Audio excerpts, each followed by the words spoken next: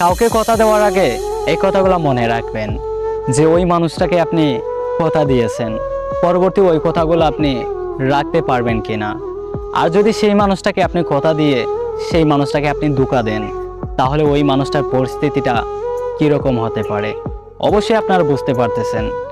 আপনি যদি কোনো একটা মানুষের হাত ধরার কথা বলেন আর সেই মানুষটা যদি আপনার কাছ থেকে দূরে সরে যায়, তাতে করে আপনি অনেক কষ্ট পাবেন, অনেক ভেঙে যাবেন।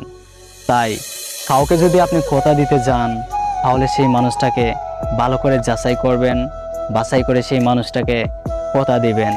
আপনি নিজেকে প্রশ্ন করবেন সেই সব কথাগুলো আপনি রাখতে পারবেন কিনা।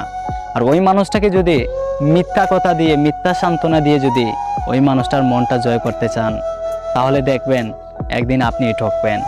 তাই কাউকে মন থেকে ভালোবাসলে সেই মানুষটাকে কথা দেওয়ার আগে হাজারবার চিন্তা করবেন সেই কথাটুকু আপনি রাখতে পারবেন কিনা।